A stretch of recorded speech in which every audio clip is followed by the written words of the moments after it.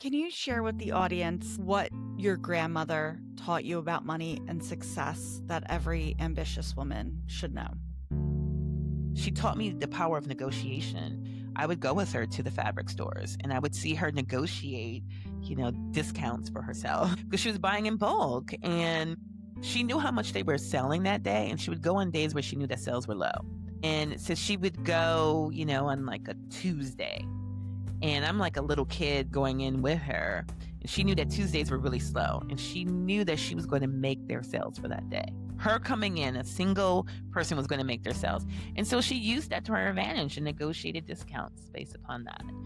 And so growing up with that was really important. I think growing up and seeing a woman just run her own business had huge influence on me, and command of her own money. My grandmother always said, make your own money, no matter what. You're listening to Everyone's Talking Money, the show that's all about making life richer. Whether you're here to crush debt, build wealth, or finally feel in control of your cash, you are in the right place. This is part 2 of a 2-part episode I recorded with Kathryn Finney.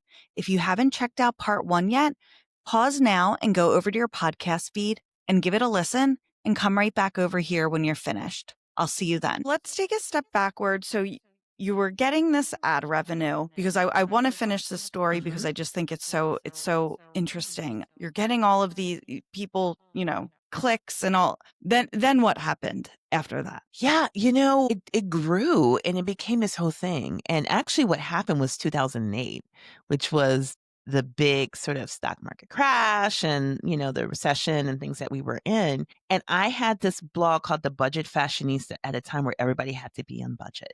So it was very, very interesting. One of the things in my life, I've always been a couple of steps ahead. And Why do you think that is? My entire life, I've always been able to see around the corner. And I don't know if it's a natural ability, if it's growing up. I grew up in the Midwest. I grew up deeply Midwestern in Minneapolis. I don't know if you could get more Midwestern in Minneapolis. And there's a certain pragmatism when you grow up in a place that's cold all the time. So it's like the pragmatism of growing up in the Midwest, along with maybe this innate vision and having parents who gave me probably the greatest gift I think you can give a child, which is the possibility to do whatever. My parents never told me I could not do anything. My father would challenge me. He would ask me for, budgets and all sorts of details, but he never said, you can't do that, ever. And so I grew up with possibilities that I could do whatever. And I think that combined with the Midwestern pragmatism probably helps me to see things a couple of steps ahead of other people. And that's been very helpful for me in my life of seeing, a couple of steps ahead. And so I was at the right place at the right time with the right product, and it grew quite significantly. And in the middle of that, I entered into a incubator program, which is a program that helps people who are doing startups. At the time, I was a correspondent on the Today Show. I had a monthly segment on budget shopping. And if anyone is incredibly bored, they can Google and find some of these segments that I did. They were quite interesting. And were you still working full time? Was this still a hobby? Oh, no. At this point, it was a business. So Okay. this was 2007, 2008. It was a business by this time. It became a business in 2006 when I got the relationship with Glam. That's when the Glam relationship, my first book came out in 2006 as well. So it's like all these things happened in 2006. It was like, okay, this is an actual business now and it can support me. And I did something that I suggest and I tell them in my book, Build a Damn Thing, is I did what is called my exit number, which was what's the amount of money I need to bring in monthly, consistently monthly, in order to justify leaving my main gig. This part of her story is where emotional awareness turns into financial strategy because the same self-reflection she brought into her shopping, she brought into her business. And I base that number not on living like, fabulous, not an Oprah lifestyle, but the things that were important to me. So, I wanted to have a budget to go shopping. Yes, the shopping was at Goodwill, Target, and Walmart. But yes, I wanted to have that. I wanted to make sure that I could live in a nice, safe place. It wasn't a grand, type of place, but it was a nice, safe place. Wanted to be able to do at least one vacation a year somewhere, even if it was just to the state next door. And I budgeted that out. And so what did that mean monthly for me? And I don't tell people what that number should be because it's different for everyone. What you need to feel supported, what you need to feel a part of your life and your community is very different than me. There's people who need to go to the coffee shop and have that latte every morning because that's where they get community. That's where they feel connected. So I would never tell someone cut out the latte. Well, no, that you might need that. That might be where you get your community, your interaction, where your friends are, where you get the fuel you need to go on. And so I figured that out. And it was at that moment the book coming out and then the deal with Glam that was like, okay, now I'm bringing in enough money that I can leave. I also had massive student loans from this like expensive Ivy League education. So it's like, okay, I have to figure out how to pay that, wanting to buy a house. Okay, I had to figure out how to do that and what a mortgage would be. So all those things I factored into that sort of exit number. And I think sometimes people think about the exit number as, well, I just need to replace my current income dollar for dollar. What's your opinion on that mind frame? No, it's what do you actually need to live? Not how you want to live, but what do you actually need? And it goes back to that mindfulness again of looking at what you spend money on and asking yourself, is this something that I really need? Is it really is like a Marie Kondo approach to your budget. Like this is bring me joy sort of thing. And you will find that there's a lot of stuff that you spend money on that you just don't frankly need to spend money on. It's not even sometimes you're just spending it on habit. It's not even something you enjoy.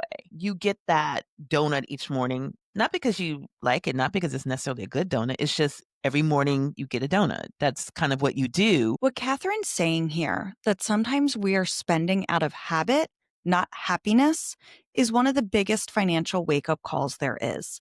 When you strip away habit, you find freedom. It might not even be something that you want to do, or you have 1,000 streaming services that you never watch, or you only watch for a couple of months when your particular show is on. And I think that when we sit down and we look at these purchases, when we sit down and say, okay, I don't really need this. It's just like something that I wasn't even paying attention to. You will find that that exit number gets really, really low.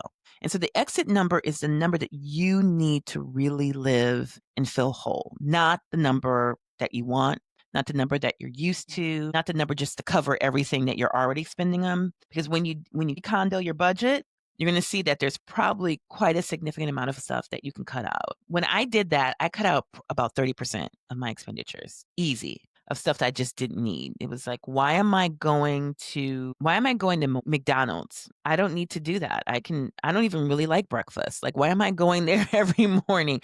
It was stuff like that. Or why am I taking a taxi?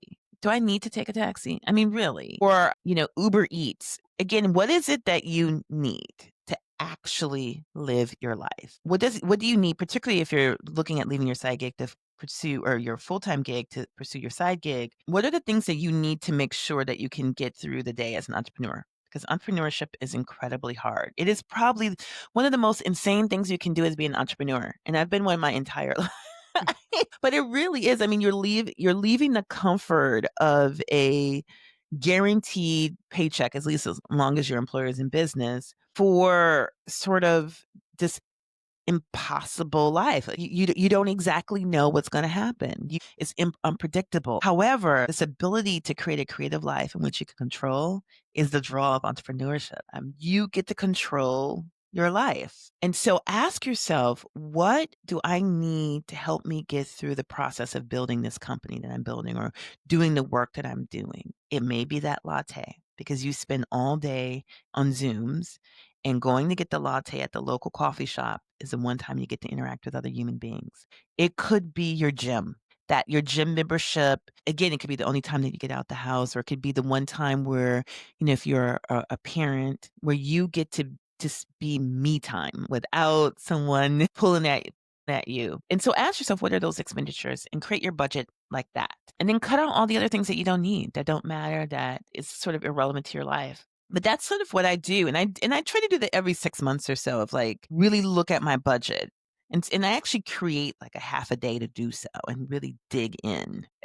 I think that is so important to review your spending and ask yourself these questions, because if you don't, no one else is. Or if someone else is asking, it's coming at you from a language, or you're just going to get defensive. Yeah. So being nice to yourself, gentle on yourself, and just going, do I need this? Does this make me happy? Because you're looking out for yourself.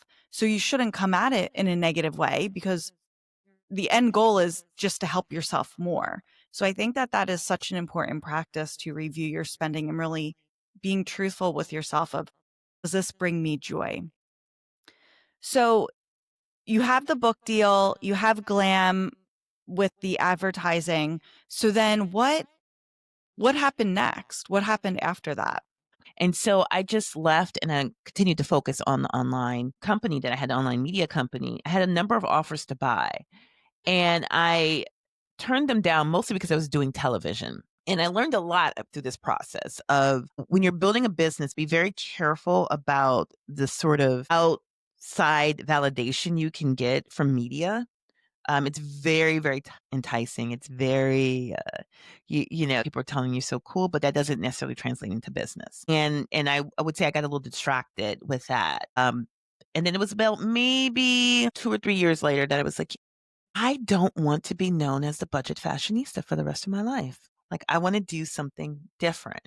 And so I had all these offers to buy. And one of the offers, well, there was a couple of offers, but one was I would have had to stay with the company for 2 or 3 years. When you sell a company, sometimes as an entrepreneur, particularly if you sell a company that's really tied to you as an individual, you have what is often called an earnout, which is basically you have to stay with the company until they're reassured that the business can exist without you.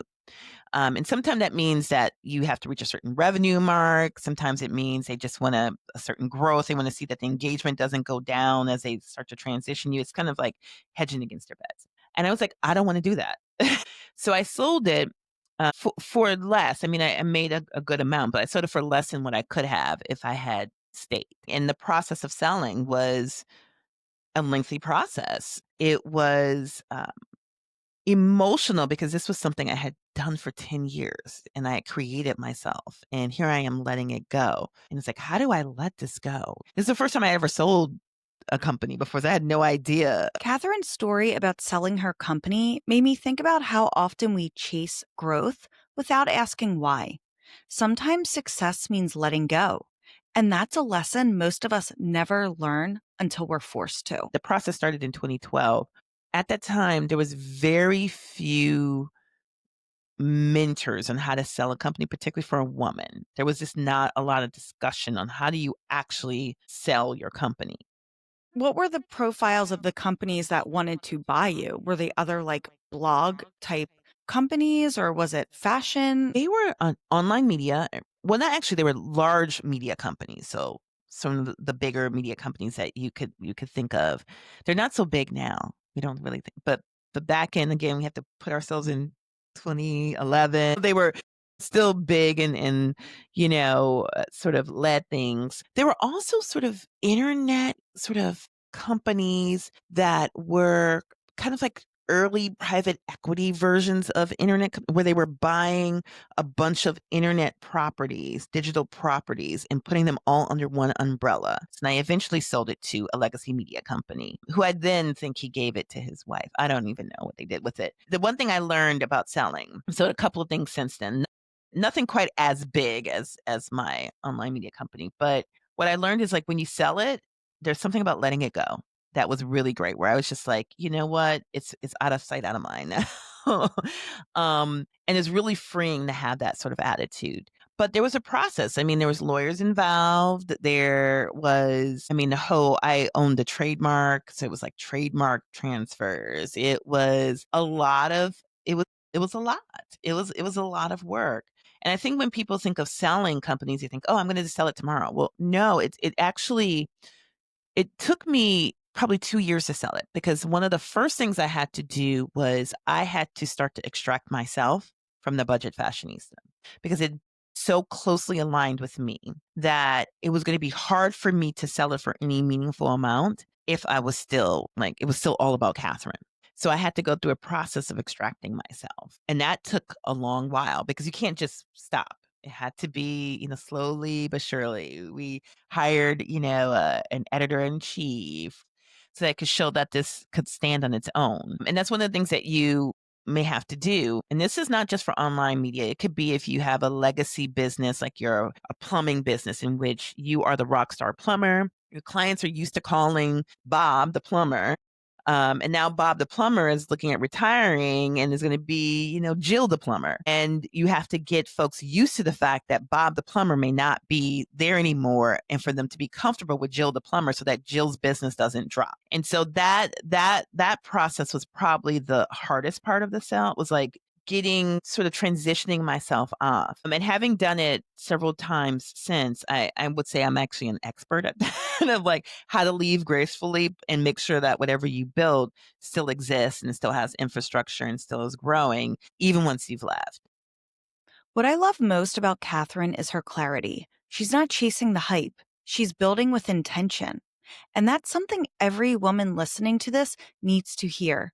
You can grow without giving away control. At the end of it, I went into the bank. This was on Madison Avenue, in New York City. I went into the Chase Bank, just a regular teller, because even at that time, I didn't even understand the concept of private banking. The money was like so new. I hadn't even like gotten that far yet. And I went in, and the teller, who was also African American, looked at my bank account, and he looked at me and he looked at my bank account, and he's like, "Girl, you are doing so good." And I was like, "Thank you." I mean, some people might be taken back by a teller saying that about their bank because they're not supposed to have an opinion, but it wasn't creepy. It was like, here's this young, relatively young African American woman who has this money in the bank. And I imagine in my vivid imagination is that he went home and talked to his wife or girlfriend or partner and children, said, "I met this young Black woman who had all this money in the bank." And he asked me, like, was I like a celebrity or something? It's like, "No, I just sold my company." And he was like, "Oh, I'm so like entrepreneurship. I'm so proud of you." And I just imagine he went and was like, "I met this young Black woman entrepreneur who is really successful," and how that conversation might have spearheaded other conversations, or maybe the person he was talking to was like, "You know what? Maybe I could do it." And so that was probably one of the best parts of it.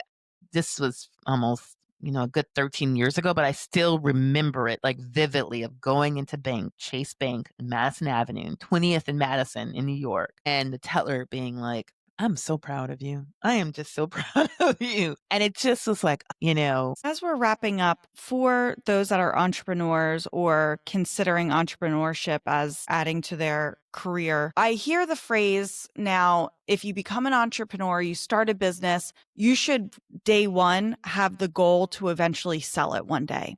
How do you feel about that statement? I think that's a stupid statement. This is what has happened. That statement comes because startup culture has taken over small business discussion. Most small businesses are created by one person, led by one person. Most startup businesses are, well under $100,000 a year in revenue. If you're getting over a million a year, you're in the top 5, 10% of small businesses. Startup culture, it's a startup, which is a fast growing, rapidly growing company. That's not the same as a small business, which is a business that produces more revenue than it does expenses, right? A startup has to scale and has to exit. And the reason why a startup has to scale and exit is because most startups have taken on outside investment, venture capital, some forms of private equity. And in order for your investors to get a return, there has to be some sort of event, what we call a positive event. And that could be you IPO'd, meaning that your company went into went onto a public stock exchange, and you offered shares in your company to a larger group of people in exchange for their public investment, quote unquote, into your company, or you sell to another company for a larger amount, And that's the only way, really, those are the only two ways. Third is that you buy your company back or someone buys a company back. But those are really the only ways in which an investor can get a return on their investment. And investors want a return on the investment. So for a startup, yes, you have to build a startup with the intention of exiting and exiting quickly.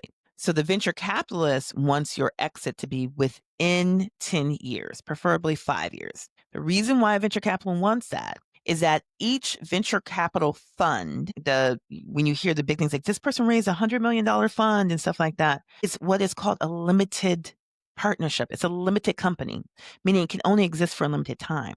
And that time is 10 years for most. Oh, this venture capitalist has to return money back to that fund. That fund has investors in it within this 10-year time period. So if you go to a VC and say, hey, I'm building this legacy, coffee shop that I want to leave to my kids, we're not going to invest in it because we got to get our money in 10 years, dude. And we're never going to do that. Right. And so that I think what has happened is startup culture has been so marketed to mean the same as small business. Startups are a type of small business. They are not synonymous with small business. And so a small business doesn't have to sell. You can build it as a legacy. My family owned a series of dry cleaners. That was a small business. That was not a startup. It wasn't really investable. Especially me as a venture capitalist, I wouldn't invest in it because it was being built as a legacy. And so there was no way in which I would have gotten my money back as a venture capitalist.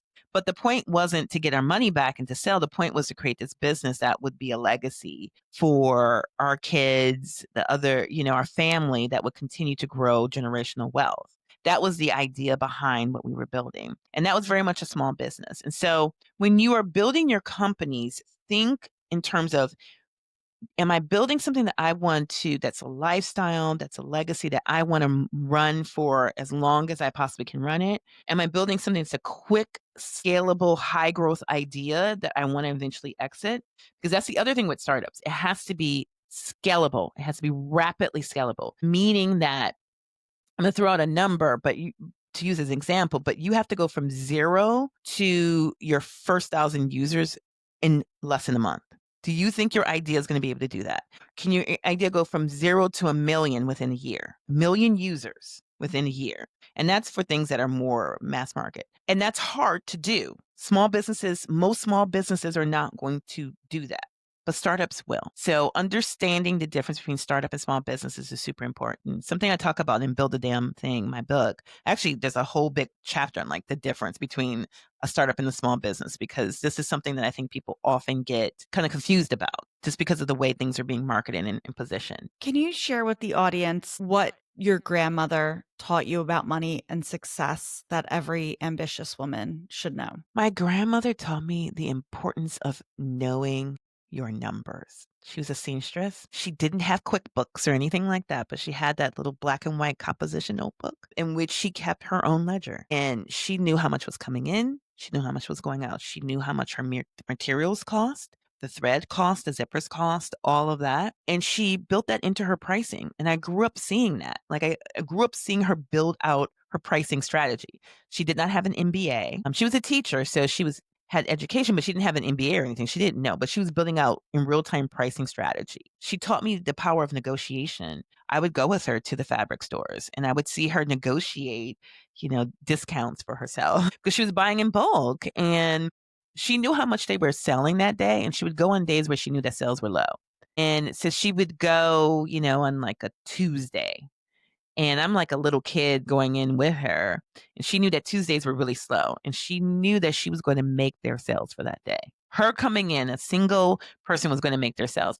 And so she used that to her advantage and negotiated discounts based upon that. And so growing up with that was really important. I think growing up and seeing a woman just run her own business had huge influence on me, and command of her own money. My grandmother always said, make your own money no matter what. Like, and she was married to my grandfather and she's like, but always have your own money. Always have your own money. And that really stuck with me. Hard work, seeing her work hard, that had a big impact on me. And so now, she passed away a couple of years ago and I'm named after her. Her name was Kathryn too. And I often think of like, especially when I'm in a place like Paris where she never got to go, but really wanted to. And I'm in Dior because she loved Christian Dior. Love Christian Dior. And I'm there and I'm like, I am living my grandmother's wildest dream. I'm living it. Here I am, a businesswoman too, who's able to go to Europe each summer. I'm able to go to Dior. And the first thing I ever bought from Dior in Paris off of the Champs-Elysees was a pair of black shoes, black pumps. I remember buying it and thinking, "This is for my grandmother. This is for her." Um, and all the things she taught me allowed me to do this, to be able to buy these shoes.